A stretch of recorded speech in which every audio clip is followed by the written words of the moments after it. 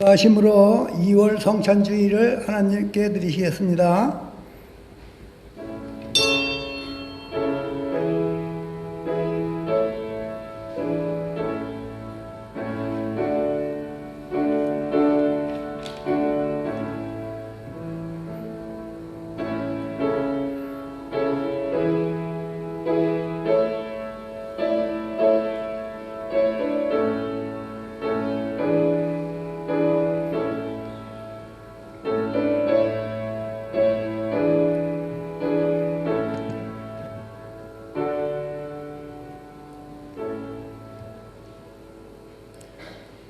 지금은 너희가 근심하나 내가 다시 너희를 보리니 너희 마음이 기쁠 것이요 너희 기쁨을 빼앗을 자가 없으리라. 그날에는 너희가 아무것도 내게 묻지 아니하리라. 내가 진실로 진실로 너희에게 이르노니 너희가 무엇이든지 아버지께 구하는 것을 내 이름으로 주시리라. 지금까지는 너희가 내 이름으로 아무것도 구하지 아니하였으나 구하라. 그리하면 받으리니 너희 기쁨이 충만하리라. 아멘.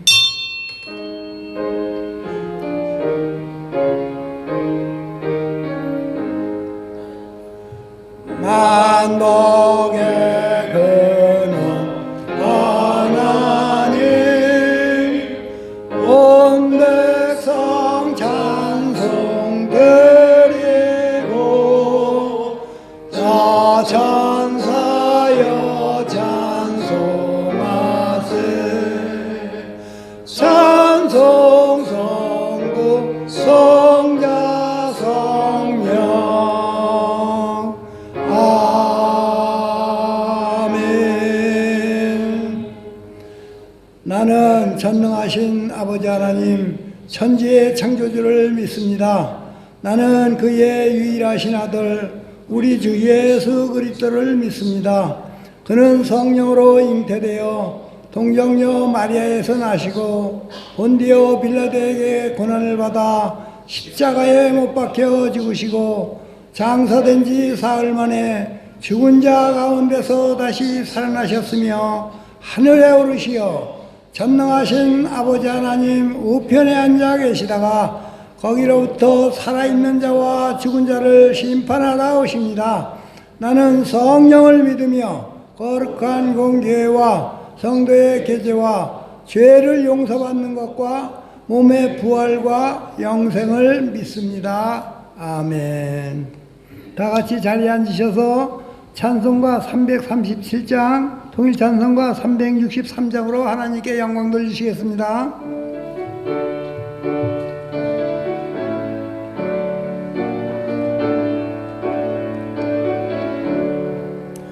내 모든 시험 무거운 짐을 주 예수 앞에 아뢰면 근심에 쌓인 날 돌아보사 내 근심 모두 맡으시네.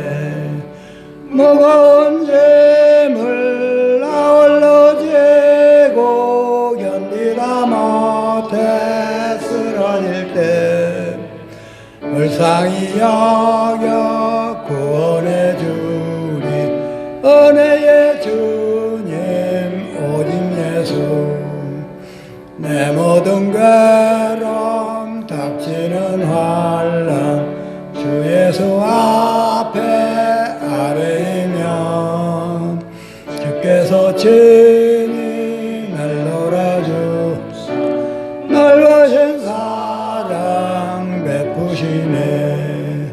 무거운 짐을 나 홀로 지고 견디다 못해 쓰러질 때 불쌍히 여겨 구원해 주리 은혜의 주님 오직 예수.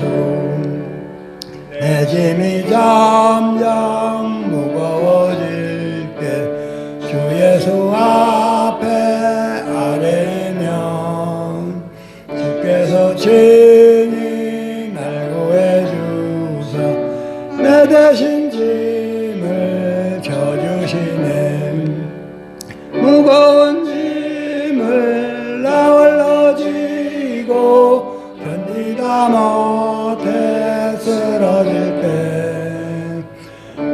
불쌍히 여겨 구원해 주리 은혜의 주님 오직 예수 마음의 시험 무서운 죄를 주 예수 앞에 아뢰면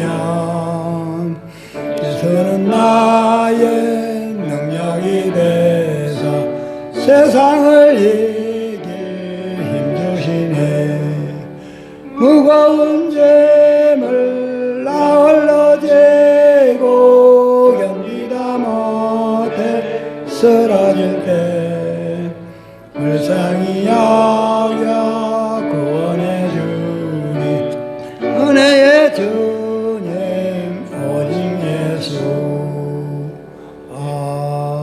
아멘. 조항래 안수 집사님께서 저희를 대표하여 대피기도하여 주시겠습니다.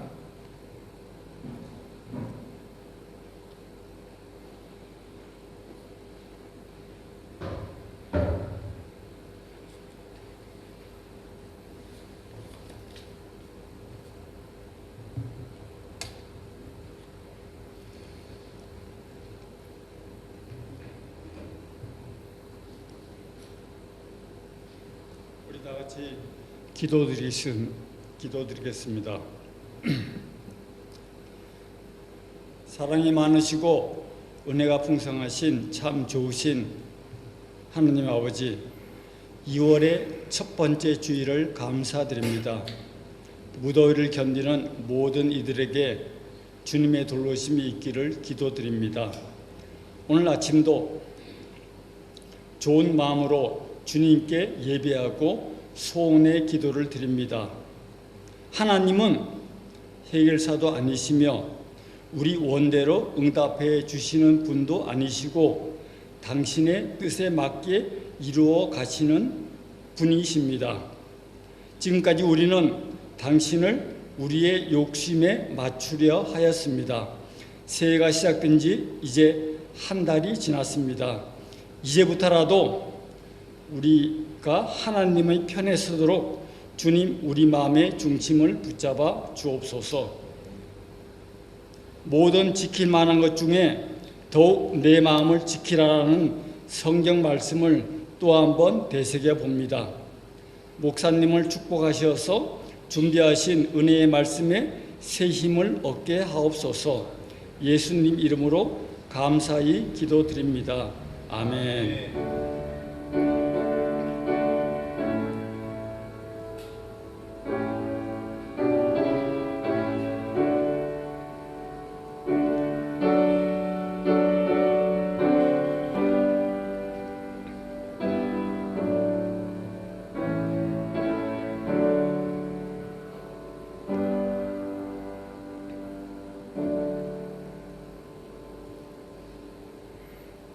오늘 함께 나누실 말씀은 사무엘상 1장 1절에서 3절 말씀입니다. 구약성경 408페이지에 있습니다. 사무엘상 1장 1절에서 3절 말씀 구약성경 408면에 있습니다. 찾으신 줄 알고 제가 봉독해 드리겠습니다. 에브라임 산지 라마다 임소빈에 에브라임 사람 엘가나라 하는 사람이 있었으니 그는 여로함의 아들이요 엘리후의 손자요 도후의 정손이요 스프의 현손이더라. 그에게 두 아내가 있었으니 한 사람의 이름은 한나요 한 사람의 이름은 분인이라. 분인나에게는 자식이 있고 한나에게는 자식이 없었더라. 이 사람이 매년 자기 성읍에서 나와서 실로에 올라가서 만군의 여호와께 예배하며 제사를 드렸는데 엘리의 두 아들 홈니와 비스하스가 여호와의 제사장으로 거기에 있었더라. 아멘. 오늘부터는 사무엘상을 시작합니다. 목사님 나와서 말씀 증거하여 주시겠습니다. 자, 인사하겠습니다. 할렐루야. 잘 지내셨죠? 우리 학생들도 돌아오고 그러니까 이제는 자리는 차서 좋은 것 같은데 이제 방학이 끝나는구나, 휴가가 끝나는구나 라는 또 아쉬운 생각도 들기도 합니다. 아무튼 다시 뵈서 너무 좋습니다. 자, 올해 우리 교회 표어가 말씀으로 견고히 서는 그리스도 안에 완전한 자입니다. 자, 말씀으로 우리가 견고히 서자는 것인데 그냥 막연하게 그냥 말씀으로 견고히 섭시다 라고 하면은 정말 막연할 것 같아서 좀 본보기가 될 만한 성경 인물을 좀 찾아봤습니다. 그러다가 다윗이 떠올랐습니다. 다윗이요. 여러분, 우리가 다윗 그러면은 찬양을 아주 잘하는 꽃미남 청년이 떠오르지 않습니까? 그런 이미지요. 전 세계 K-팝 팬들에게는 BTS 방탄소년단이 있다면 우리에게는 다윗이 있다라고 할 수 있을 만큼 다윗은 정말 찬양하는 아름다운 청년같이 우리가 딱 떠올리는데, 근데 제가 말씀을 가만 보니까요, 다윗이 찬양만 잘하는 게 아니라 말씀의 사람이다라는 것이 새삼 깨달아지게 됐습니다. 자, 시편 중에서 시편 1편, 시편 19편, 시편 119편은 말씀 시편이라고 알려져 있습니다. 말씀에 대한 주제로 이 시편이 적어졌는데 그 세 시편을 쓴 사람이 다름 아닌 다윗입니다. 그 시편들을 보면은 말씀을 찬양을 하고 말씀을 너무나도 사랑하고 그리고 말씀이 꿀송이보다 달다고 하면서 다윗이 고백을 하는데, 다윗이 얼마나 말씀의 사람이었는지를 엿볼 수 있는 대목이죠.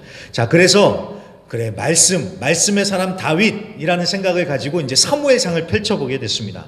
당연히 사무엘상과 하에는 다윗의 이야기가 나오는데, 근데 재밌는 게 뭐냐면요, 읽다 보니까 어디 다윗만 보여지겠습니까? 다윗만 보이는 게 아니라 그 모든 것을 주관하시고 역사를 이끌어 가시는 전능하신 하나님이 보여지더라는 것입니다. 그래서 그 하나님을 보면서 제가 정말 큰 은혜를 받게 됐고, 그래서 그 은혜를 올 한 해 동안 이제 좀 우리 성도님들하고 나누고 싶어서 이제 오늘부터 사무엘상을 시작을 하게 됐습니다.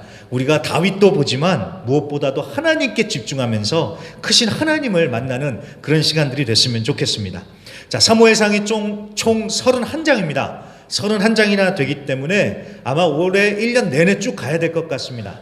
원칙은 한 주에 한 장씩 보는 게 원칙인데, 분량이 많거나 아니면 좀 중요한 내용이 있으면 좀 두세 번 나눠서 보도록 하겠습니다. 아무튼 이제 시작을 하려고 하는데, 오늘도 마찬가지입니다. 오늘도 원래는 1장 전체를 다 다뤄보려고 했지만 오늘 또 성찬식도 있죠. 그래서 시간적인 그런 제약도 있어서 사무엘상의 서론적인 얘기만 오늘은 살펴보고 나머지 1장의 내용은 다음 주에 보도록 하겠습니다. 자, 그러면 주보 3페이지를 참고해 주시면서 우리 사무엘상의 전체적인 맥을 한번 잡아 보겠습니다. 자, 우리 성경에는 사무엘상하가 따로 분리가 되어 있습니다. 하지만 본래는 한 권이었다고 합니다. 이게 헬라어로 번역이 되면서 이제 분량이 길다 보니까 사무엘상하, 그러니까 1부, 2부로 나누어졌다고 합니다. 자, 이 사무엘상하는 이스라엘 역사에 있어서 아주 격동의 시기라고 할 만큼 아주 큰 변화가 일어나던 때에 기록이 됐습니다. 자, 이 사무엘상 전까지는 갈렙이나 삼손 같은 사사들이 다스리는 그런 사사 시대였습니다. 하지만 이제부터는 왕이 다스리는 왕정 시대로 전환이 됩니다. 그래서 사사 시대의 끝을 맺고 왕정 시대를 여는 그 역할을 바로 사무엘이 감당을 하게 됐습니다. 그래서 사무엘을 통해서 이스라엘의 첫 번째 왕이 세워지는데 그 왕이 바로 사울입니다. 하지만 사울이 불순종을 해서 왕의 자격을 잃고 다윗이 왕으로 선택이 됩니다. 하지만 우리가 알다시피 다윗이 사울에게 모진 핍박을 당하지요. 그러면서 광야로 도망자 신세가 됩니다. 우리가 흔히 말하는 광야 학교에 다윗이 입학을 해서 본격적으로 이제 훈련을 받는 것입니다. 그러다가 사울이 블레셋과의 전쟁에서 패배하고 자결해서 죽습니다. 그렇게 해서 사무엘상이 끝이 납니다. 자, 그렇게 끝이 났으니까 이제 2부에서는 어떻게, 시즌 2에서는 어떻게 얘기가 이어져야 되겠습니까? 이제 다윗이 왕이 돼서 다스리는 내용이 나와야 되겠죠. 그게 바로 사무엘하입니다. 자, 아무튼 사무엘상은 사무엘이 태어나는 것부터 시작을 해서 사울이 죽기까지 약 100년 동안에 있었던 일들을 사무엘, 사울, 다윗 이 세 사람을 중심으로 풀어가고 있습니다. 그렇다고 해서 여러분, 이 세 사람이 주인공이 아닙니다. 모든 것을 이끌어 가시면서 주관하시는 진짜 주인공은 하나님이십니다. 하나님.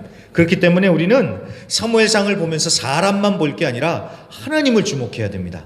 하나님이 어떤 분이시고 하나님이 어떻게 역사하시고 하나님의 마음이 어떤지 우리는 하나님을 봐야 된다는 것입니다. 하나님께 집중해야 돼요. 그래서 다윗에게도 배울 것이 참 많습니다. 사울을 보면서도 교훈도 많이 얻습니다. 하지만 우리는 하나님을 알기에 힘쓰는 자들이 되어야겠습니다. 자, 그렇다면 이제 본문으로 들어가서요, 좀 더 이 당시의 시대가 어떤 상황이었는지를 한번 더 자세히 보도록 하겠습니다.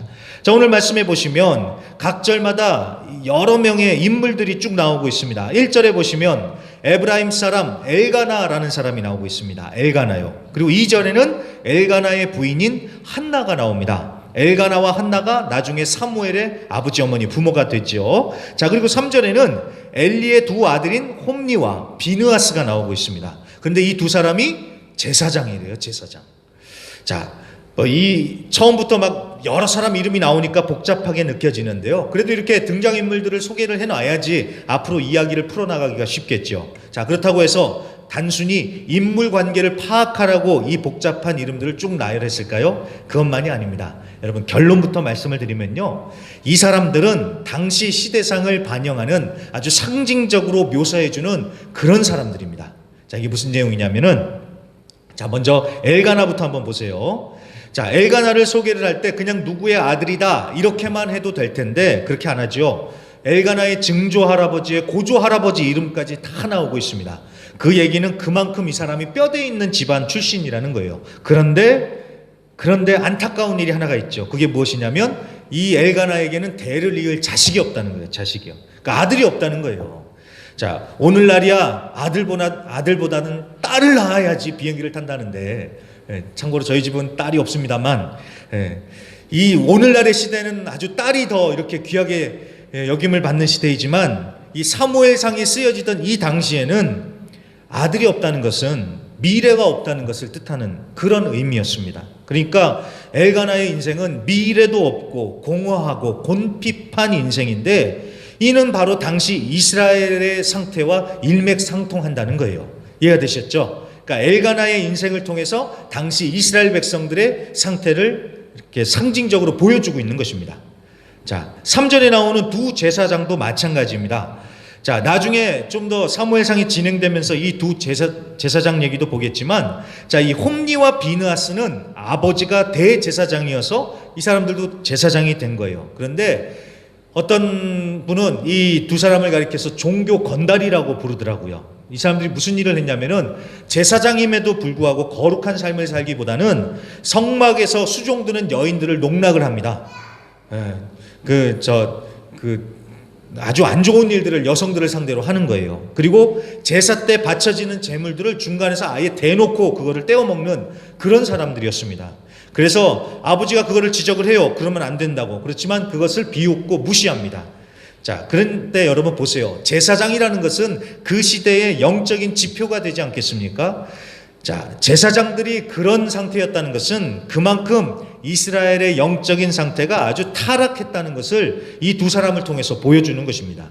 이해되셨죠? 그리고 한나가 나오는데요. 2절에 보면 한나가 나오는데, 한나는 남편에게 사랑을 많이 받아요. 그런데 한나도 마찬가지로 아픔이 있습니다. 그 아픔이 무엇이냐? 자식이 없다는 거예요. 그래서 2절에도 보면은 마지막 부분에 그거를 콕 집어서 얘기하죠. 자, 오늘날에는 이게 그 자식이 없다는 걸 그렇게 상관은 없이 살아가는 시대이지만, 그런데 이 사무엘상에 쓰여지던 이 당시에는 여자가 아이를 낳지 못한다는 것은 흉을 넘어서서 하나님께 저주받은 것으로 여겨지던 그런 시대였습니다. 그러니까 아주 심각한 아픔이었다는 것이죠. 게다가 둘째 부인이 있었는데 그 둘째 부인은 아들을 낳아서 막 온갖 위세를 떨면서 막 한나를 구박을 하잖아요. 1장 6절에 보면은 둘째 부인인 브닌나가 한나를 아주 심히 격분하게 하여 괴롭게 했다고 하면서 한나가 아주 못살게 굶을 당하는, 압제당하는 그런 상황이라는 걸 알 수 있죠. 자, 이 역시도 마찬가지로 당시 이스라엘이 주변의 나라들로부터 아주 압제당하면서 아주 곤핍하고 힘든 상황을 살고 있다는 것을 이 한나의 삶을 통해서 보여주고 있는 것입니다. 그러니까 단순히 이 사람들의 상황만 얘기하는 것이 아니라 이 사람들의 상황을 통해서 당시 이스라엘이 겪고 있었던 이스라엘의 상태를 이렇게 상징적으로 보여주고 있는 것입니다. 자, 그러면 당시 이스라엘의 상황이 구체적으로 어떤 상황이었을까요? 자, 이때는 이스라엘 역사에 있어서 최대 암흑기라고 할 수 있는 사사시대였습니다. 사사시대. 갈렙이나 삼손 같은 사사들이 이스라엘의 지도자들이 되어서 다스렸죠. 그런데 그 시대가 얼마나 혼란스럽고 무질서하고 타락했는지 모릅니다. 자, 왜 그렇게 무질서하고 타락했을까요? 사사기 21장 25절 말씀 좀 띄워주세요. 자, 거기에 보면 이렇게 말씀합니다. 그때에 이스라엘이 왕이 없으므로 사람이 각기 자기의 소견에 옳은 대로 행하였더라. 자, 사사시대가 어떤 시대냐면은 왕이 없으니까 사람들이 자기 마음대로 했다는 거예요. 그러다 보니까 사람들이 자기 마음대로 하니까 질서가 없지요. 그러다 보니까 혼란스럽고 타락하게 되면서 말 그대로 난장판 시대가 되었다는 것입니다. 자, 여기 말씀 계속 띄워주시고요. 여기에 보면은 왕이 없다라고 나오죠. 자, 왕이 없다라는 것은 두 가지를 시사를 합니다. 첫 번째, 하나님이 왕이신데 그 하나님을 왕으로 인정하지 않고 자기가 스스로 왕이 되어서 살다 보니까 일이 그 지경이 됐다, 이런 뜻입니다. 자, 하나님이 왕이신데 하나님을 무시하고 내가 왕이 되는 것, 그래서 내 마음대로 하고 사는 것, 여러분 그게 바로 죄의 본질입니다. 그게 죄예요. 거짓말하고 도둑질하고 이거는 죄의 결과이고요. 죄의 본질은 하나님이 왕이신데 하나님을 무시하고 내가 왕이 돼서 내 마음대로 하는 것, 여러분 이게 바로 죄입니다.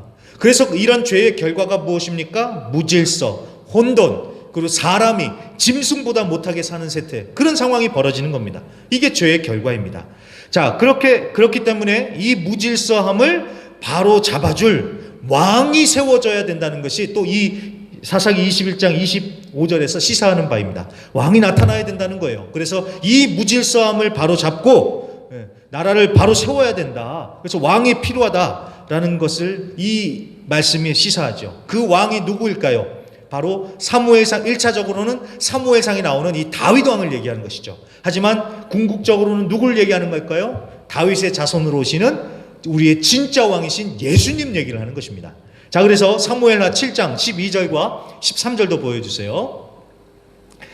자, 내 수완이 차서 내 조상들과 함께 누울 때에 내가 내 몸에서 날 내 씨를 위하여 내 뒤에 세워 그의 나라를 견고하게 하리라. 그는 내 이름을 위하여 집을 건축할 것이요 나는 그의 나라 왕위를 영원히 견고하게 하리라. 아멘. 자, 이 말씀을 하나님께서 다윗에게 주신 약속의 말씀인데 다윗의 씨, 다윗의 자손 얘기를 하는 겁니다. 자, 가만히 보면 솔로몬을 얘기하는 것 같은데 결국 누구 얘기하는 걸까요? 예수님 얘기하는 거예요. 예수님. 다윗의 자손으로 오시는 예수님 얘기를 지금 사무엘하에서 얘기를 하는 겁니다. 그래서 진정한 왕이신 예수님이 오셔서 모든 질서를 다시 회복하시고 하나님의 나라를 온전히 세우겠다. 지금 이 말씀을 해주시는 건데 결국은 이게 바로 성경 전체 내용이죠. 예수님이 오셔야 돼요. 그래서 예수님이 오셔서 예수님이 왕으로 다시 세워지셔야지 이 세상이 질서가 세워지고 이 세상이 온전히 세워질 수 있는 것입니다. 그래서 여러분 꼭 기억해 주세요. 예수님 외에는 답이 없습니다. 예수님 밖에는 답이 없습니다. 여러분 이 세상 돌아가는 걸 한번 보세요. 수많은 문제들, 무질서함, 혼돈들, 부정부패, 차별, 갈등, 환경 문제, 얼마나 문제들이 많습니까? 근데 저는 진짜 모르겠어요. 도대체 어디서부터 이런 문제들을 해결을 해야 될지, 어디서부터 손을 대야 될지 저는 도무지 답이 없겠더라고요. 이 문제들을 보면 보기에는 간단한 것 같아요. 그런데 그 뒤에 얽히고 설킨 것들이 얼마나 많은지요. 그래서 우리가 그런 생각들을 많이 하잖아요. 강력한 지도자가 딱 나타나서 그냥 한 방에 해결해 주기를 우리는 바랍니다. 근데 여러분, 강력한 지도자가 나타나면 이거를 해결해 줄까요? 자, 전에 윌로우 크릭 교회에서 사역을 하셨던 빌 하이벨스 목사님의 얘기를 제가 읽어본 적이 있습니다. 이분이 미국의 빌 클린턴 대통령 시대 때 자주 그 워싱턴에 가서 대통령과 그 행정부 요인들하고 같이 자주 예배를 드리면서 그랬대요. 그분이 그런 경험을 하고 난 다음에 이분이 쓴 글인데 거기서 그분이 그렇게 얘기를 해요. 그전에는 미국의 정치가가 상당히 많은 일을 할 수 있을 것이다 라고 이분이 생각을 했대요. 그렇죠. 아니, 미국 대통령이면 세계에서 가장 힘이 센 나라의 짱이잖아요. 그러니 얼마나 능력이 많을까. 이 사람의 한마디면은 다 변할 것이다. 그렇게 이분이 생각을 했겠죠. 근데 가서 보니까 정치가는 국민들의 요구에 순응하는 것 정도밖에는 할 수 없다는 것을 알게 됐대요. 법관, 대법원 판사들도 마찬가지로 기본적인 기준을 제시하고 지키는 일 외에는 더 큰 영향력은 없었다는 것을 이분이 발견했다고 합니다. 그래서 얻은 결론이 사람을 변화시키거나 사회를 변화시키는 일은 정치가나 법관을 통해서는 불가능하다는 것, 오직 예수님만이 소망이라는 것을 이분이 깨닫게 됐다라고 그렇게 그 글에 적었습니다. 그렇습니다, 여러분. 예수님만이 답이에요. 예수님만이 정답입니다. 우리가 예수님을 왕으로 인정하고 모셔드리면서 예수님의 다스림을 받으면서 살아갈 때에 삶의 변화가 나타나는 것이고, 무질서하고 혼란한 것들이 하나하나 정리가 되면서 삶의 질서가 잡히는 것입니다. 자, 아직까지 인생이 복잡한 이유는 다른 게 아닙니다. 아직도 내가 왕이라서 그렇습니다. 아직도 내가 왕이라서 내 맘대로 하고 사니까 인생이 복잡한 거예요. 자, 아직도 우리 가정이 이 모양 이 꼴인 이유는 아직도 예수님이 왕이 아니라 내가, 아니면 가정의 누군가가 왕이라서 그래요.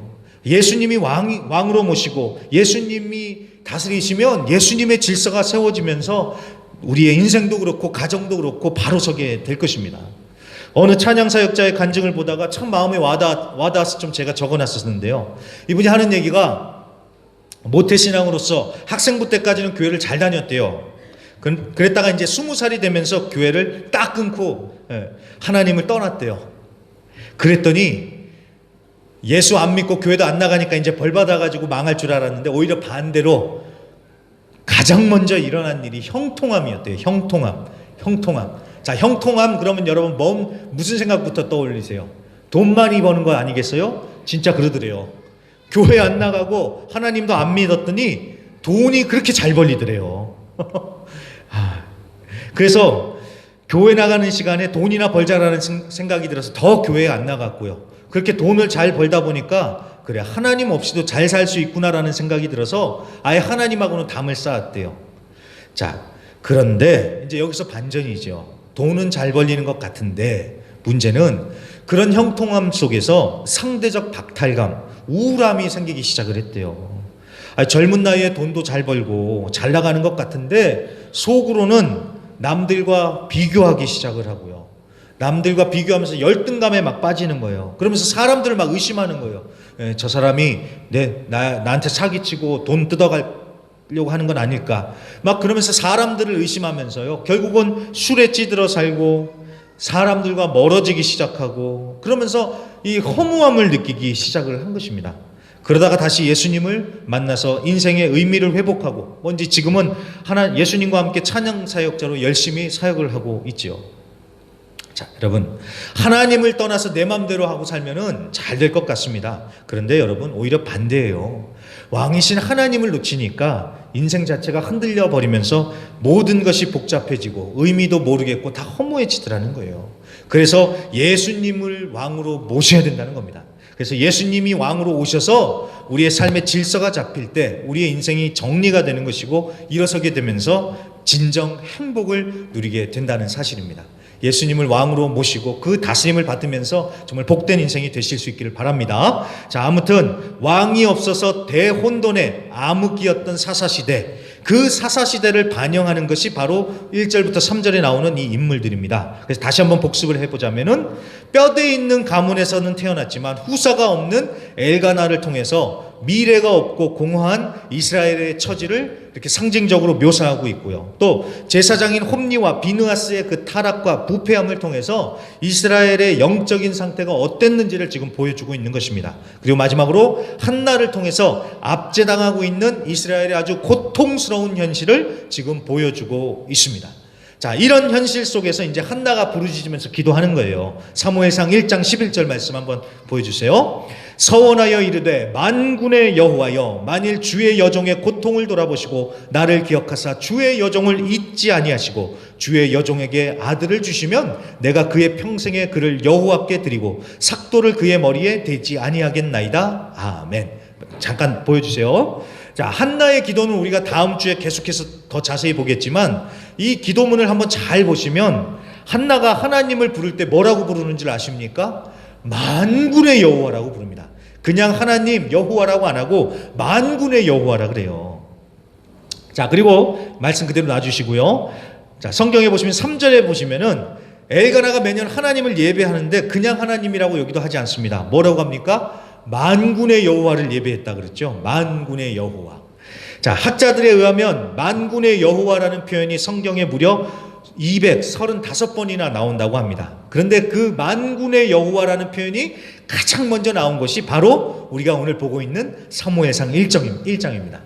나중에 사무엘상 17장에 가면은 다윗이 골리앗을 치러 나갈 때도 그때 내가 여호와의 이름으로 나간다 이렇게 얘기하지 않죠. 만군의 여호와의 이름으로 나간다고 계속 만군의 여호와의 이름을 강조를 합니다. 여러분 이게 굉장히 의미심장한 부분인데, 자 그러면 만군의 여호와의 이름에 담긴 의미가 뭐냐는 거예요. 자 만군이라고 하니까 뭐 전쟁에 나가서 그 싸우는 그 군대만 생각하는데, 여러분 성경에는 다양한 군대가 나옵니다. 하늘의 군대가 있고요, 천군 천사도 있습니다. 그리고 이스라엘의 군대인 하나님의 백성도 있습니다. 그러니까 만군의 여호와는 이 모든 것들의 하나님이시라는 뜻인데, 그 말인즉 하나님은 이 모든 것들을 창조하시고 다스리시는 분, 그렇기 때문에 하나님은 모든 것의 주인이시고 그 모든 것을 다스리시는 능력의 하나님이시다라는 것이 바로 이 만군의 여호와에 담긴 이름입니다. 자, 우리가 보기에는 그거 당연한 거 아닙니까? 우리는 이렇게 얘기할 수도 있어요. 맞아요. 우리가 보기엔 그래요. 근데 여러분, 엘가나와 한나의 맥락에서 한번 생각을 해보시라는 거예요.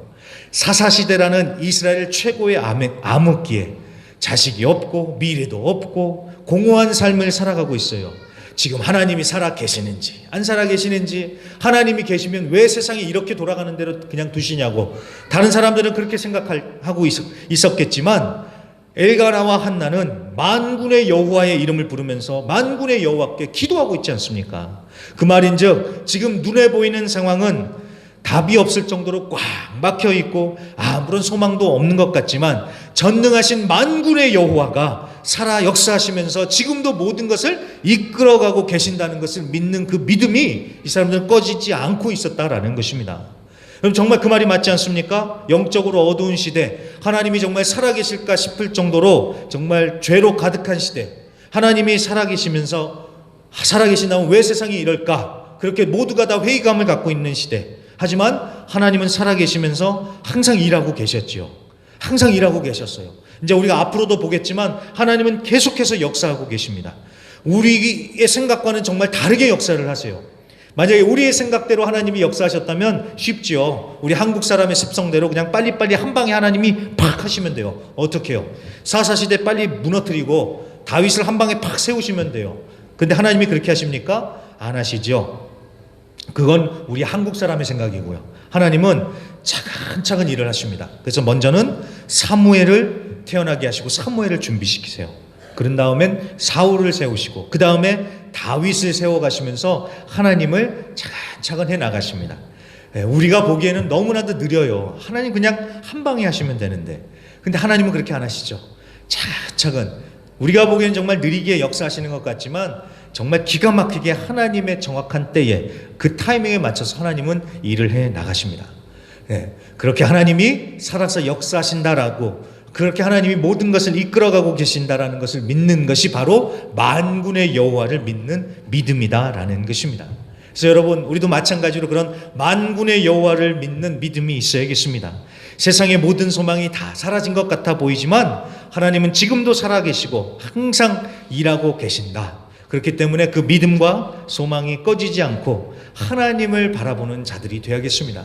자, 그런 하나님을 바라보는 한나를 통해서 하나님이 일을 풀어가시고 놀라운 역사를 행하시는 것 아니겠습니까? 그것은 이제 우리가 다음 주에 보고요. 아무튼 그래서 우리도 마찬가지로 시대나 상황 탓을 할 게 아니라 세상 모든 소망 다 사라졌다고 해도 낙심하고 절망할 게 아니라 끝까지 살아계신 만군의 하나님을 우리가 믿고 버티며 믿음으로 인내하는 자들이 되어야겠습니다. 그럴 때 반드시 하나님의 정확한 때에 하나님의 타이밍에 구체적인 역사를 우리에게 반드시 행하여 주실 걸로 믿습니다. 만군의 여호와 하나님의 이름을 굳게 붙드시고 이번 한 주간도 승리하시는 이 한 주간이 되시기를 주의 이름으로 간절히 부탁드립니다. 그러면 성찬식 우리 거행하도록 하겠습니다. 자, 다 같이 고개를 숙이시고 눈을 감으시고 조용히 묵상하시는 마음으로 성찬식을 준비하도록 하겠습니다. 성찬위원들은 앞으로 나와 주시고요.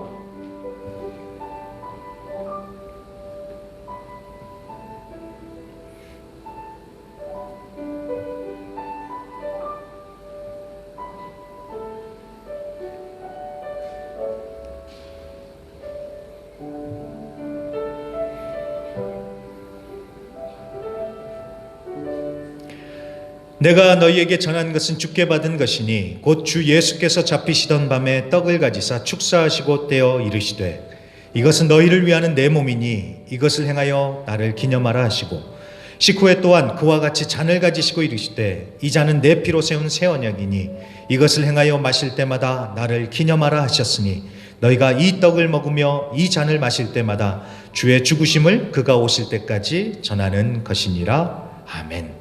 하나님, 2월 첫째 주일을 맞이하여 성찬 주일로 지킵니다. 우리가 성찬 예식에 참여하는데 이 예식에 참여함으로써 우리를 위하여 주신 예수님의 몸과 보혈을 기억하며 기념하는 뜻깊은 시간이 되게 하여 주시옵소서. 예수님의 십자가 사랑과 은혜, 그 능력을 되새기며 감사로 주님께 영광 올려드리게 하여 주시옵시고 성령의 충만함으로 우리의 영혼이 새로워지고 회복의 역사가 임하게 하여 주시옵소서. 또한 성찬을 대하면서 우리가 그리스도 안에서 한 몸, 한 마음이라는 것을 다시 한번 되새기며 주 안에서 하나 되는 그런 역사가 있게 하여 주시옵소서. 감사드리며 예수님의 이름으로 간절히 기도합니다. 아멘. 자, 분병과 분잔을 할 텐데요. 우리 다 같이 찬송가 아무 흠도 없고 찬송 드리시면서요. 우리 분병, 분잔 거행하겠습니다. 아무 흠도 없고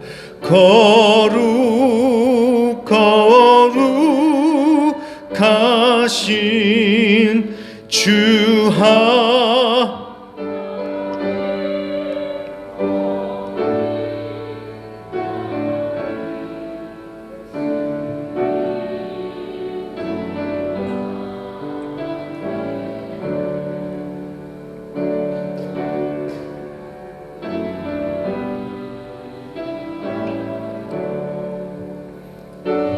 저가 위에서 못 박히사 깨뜨리신 주님의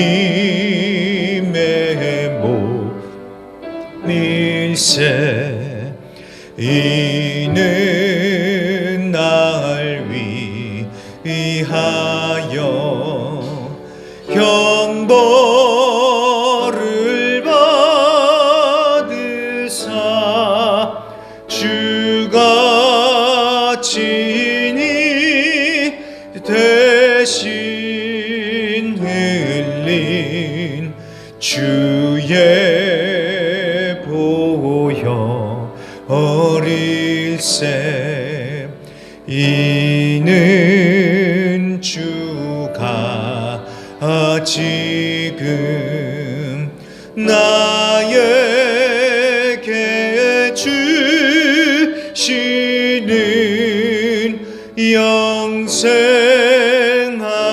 영생하는 양식이요 마시는 자 일세 5절입니다. 심히 사모하는 떠나셨던 주님 속히 세상 다시 올 때 반가이 뵙게 6절도 찬양합니다. 우리 그때까지 십자가를 지고 주의 자비함과 은혜 널리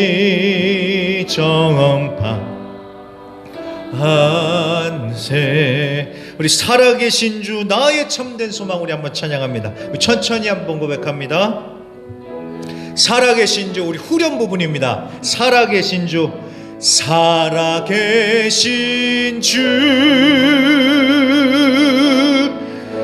나의 참된 소망 걱정 근심 전혀 없네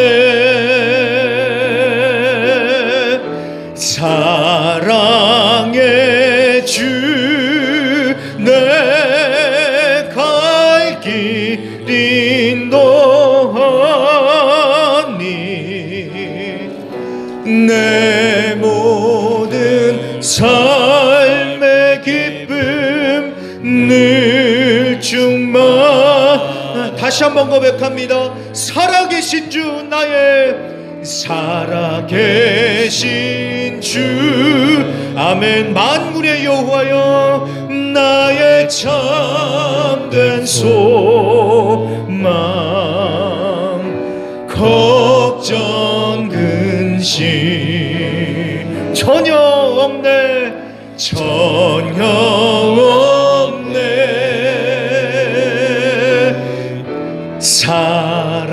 사랑의 주 내 갈 길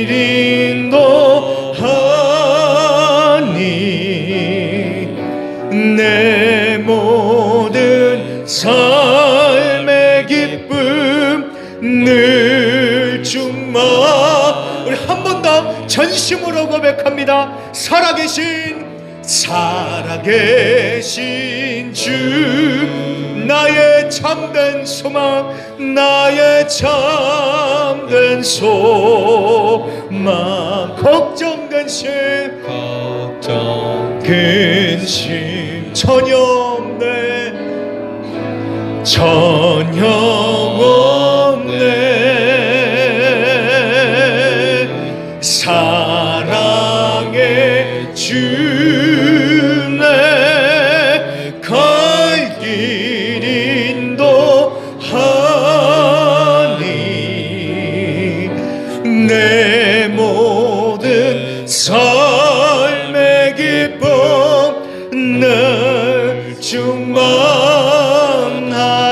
충만하네 아멘. 우리 이 시간 다같이 합심으로 기도하실 텐데요 기도하실 적에 보혈의 능력에 의지하여 주님 앞에 기도하며 또 오늘 우리가 말씀을 통하여 본 것처럼 만군의 여호와 전능하시며 모든 것을 다스리시고 역사에 가신 그 하나님 그 만군의 여호와를 기억하며 살아계신 그 주님의 이름을 붙들고 주님 앞에 나가 기도하겠습니다. 아무리 세상이 어둡고 캄캄하고 이 세상의 소망이 다 끊어진 것 같다 할지라도 주님은 여전히 살아계시면서 주님의 역사를 인도해 가고 계십니다. 그 주님을 우리가 왕으로 인정하고 왕으로 모셔드리면서 하나님 언제나 소망 잃지 않고 담대하게 살아가는 자 되게 하여 주시옵소서. 살아계신 주님을 바라보며 담대하게 나가는 자들 되게 하여 주시옵소서. 우리 다같이 말씀 붙들고 주여 한번 힘차게 외치신 후에 우리 합심으로 같이 기도하겠습니다. 주여 할렐루야. 하나님 아버지 감사합니다. 만군의 여호와 만군의 여호와 만군의 여호와를 오늘 말씀을 통하여 바라보며 하나님 만군의 여호와를 붙들고 나아갑니다.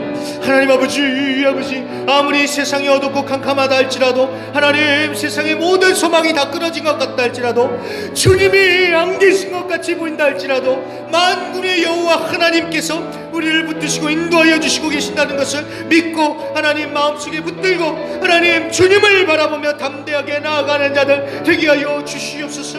하나님 아버지여 만군의 여호와 하나님 주님이 살아계심을 바라보며 언제나 소망 잃지 않고 하나님 담대하게 그 믿음을 붙들며 나아가는 저와 우리 모든 성도님들 되게 하여 주시옵소서. 또한 하나님 우리의 왕 대신 예수님을 우리가 인정하고 환영하고 모셔드립니다.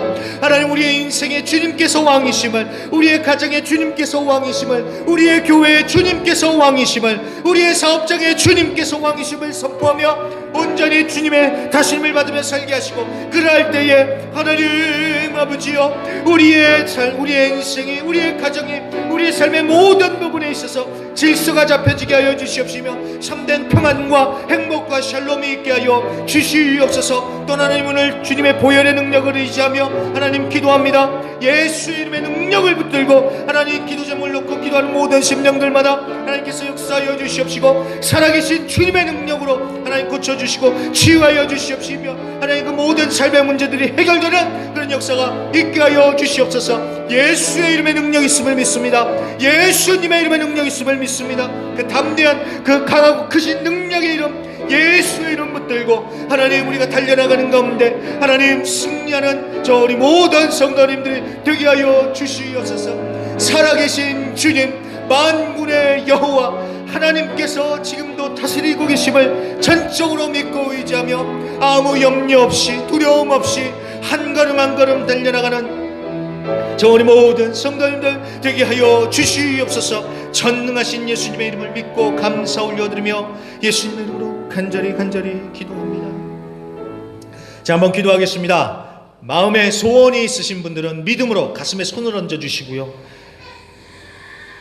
육신의 아픈 부분이 있으신 분들은 예수님의 이름에 능력이 있음을 믿으시면서 아픈 부분에 믿음으로 손을 얹어 주시기를 부탁드립니다. 그럼 제가 한번 기도하도록 하겠습니다. 기도하겠습니다. 하나님 아버지, 감사합니다. 오늘 성찬주의를 맞이하여서 예수님의 그 십자가의 능력과 은혜를 다시 한번 되새기며 예수님의 이름으로 주님 앞에 나아갑니다.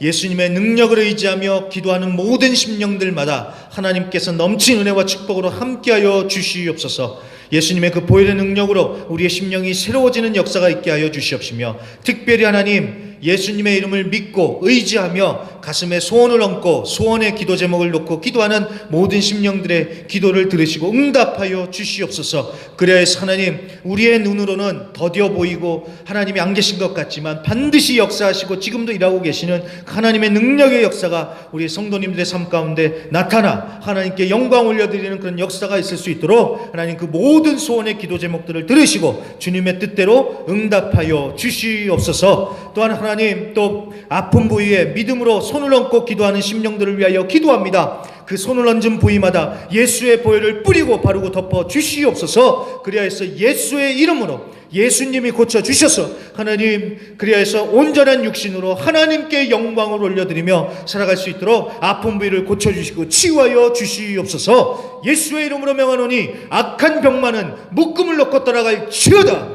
예수의 이름으로 명하노니 병 많은 묶음을 놓고 떠나갈 지어다. 예수의 이름으로 명하노니 병 많은 묶음을 놓고 떠나갈 지어다. 예수의 이름으로 고침받고 치유됐음을 믿고 감사드리며 하나님 온전히 일어서 걸으며 하나님께 영광 올려드리며 살아가실 수 있도록 모든 성도님들의 건강 책임져 주시고 고쳐주시고 강건케 하여 주시옵소서. 예수의 이름, 능력의 이름, 보혈의 능력을 믿고 감사드리며 예수님의 이름으로 간절히 기도합니다.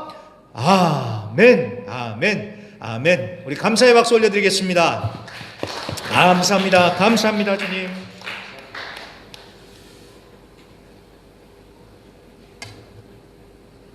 광고 말씀 보시겠습니다. 오늘 특별히 앵커에서 손강국 목사님 형님 되시는 권사님과 큰 조카님께서 예배에 참석하여 주셨습니다. 박수로 환영하여 주시겠습니다. 환영합니다.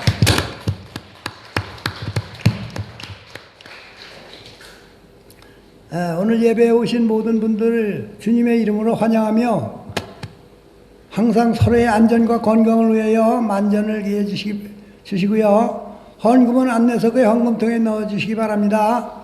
오늘은 성찬주일입니다. 예수님의 십자가 은혜로 승리하시길 바라며 주님 안에서 기쁘고 행복한 2월이 되시기 바랍니다.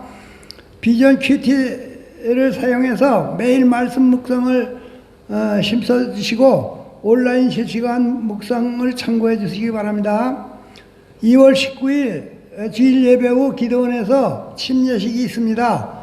이를 위하여 침례자 교육이 오늘 점심 식사 후 사무실에서 있으니 침례 받기 원하는 분들은 꼭 참석하여 주시기 바랍니다. 개학 준비를 위한 유년부 기도회가 금주 목요일 11시에 교회에서 있습니다. 기도 후 기도회 후 나들이 시간도 있으니 학부모님들을 참고하셔서 어린이들과 함께 해주시기를 바랍니다. 지교회 소식입니다. 지교회 목회자 철야 기도회가 7일과 8일 기도원에서 있습니다. 이스베파 신학교 개강 준비가 본격적으로 시작되었습니다. 교수님들과 신학생들을 위하여 기도해 주시기 바랍니다. 목사님 나오셔서 보온 기도하시고 찬송하고 축도하심으로 오늘 예배를 마치시겠습니다. 네, 기도하겠습니다. 하나님 아버지 감사합니다. 오늘도 우리 순복음의 식구들 같이 모여 예배할 수 있도록 허락해 주심을 감사드리며 하나님 또 우리 순복음의 식구들이 하나님께 감사하며 순종함으로 여러 모양으로 예물을 하나님께 올리고 봉헌합니다. 하나님 그 마음의 중심을 보시고 정말 기뻐 받아 주시옵시며 하나님 드린 손길들마다 또 하나님 오늘 이 자리에 참석하여 주님께 예배로 영광 올려드리는 모든 심령들마다 하나님께서 넘치는 축복과 은혜로 함께하여 주시옵소서. 영혼이 잘되고 범사가 잘되고 강건케 하여 주시옵시며 하나님의 은혜로 인하여서 정말 부족함이 없는 삶이 되어 하나님께 영광 올려드리며 살아갈 수 있도록 하나님께 우리 성도님들 한 분 한 분 지켜주시고 보호하여 주시며 복에 복을 더하여 주시옵소서. 감사드리며 예수님의 이름으로 간절히 기도합니다. 아멘. 자, 다 같이 일어나셨어요. 마지막 찬양, 오늘부터는 말씀 앞에서 후렴 부분이 찬양하고요 축도로 마치겠습니다. 하나님 말씀에 두려워 떠는 자, 그 말씀에 생명을 거는 자, 한 사람 찾으시는 주님의 약속을 믿어 하나님 말씀에 운명을 거는 자, 순종하며 주 따라가는 자, 영원한 하나님 나라 이뤄갈 주의 교회여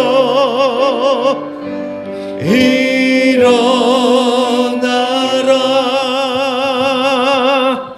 아멘. 이제는 우리 주 예수 그리스도의 은혜와 아버지 하나님의 극진하신 사랑과 보혜사 성령님의 내주 충만 위로하심의 역사가 만군의 여호와 살아계신 하나님을 바라보며 주의 말씀을 붙들고 살아가기로 결단하는 모든 성도님들 위해 이제로부터 영원까지 함께 있을지어다. 아멘.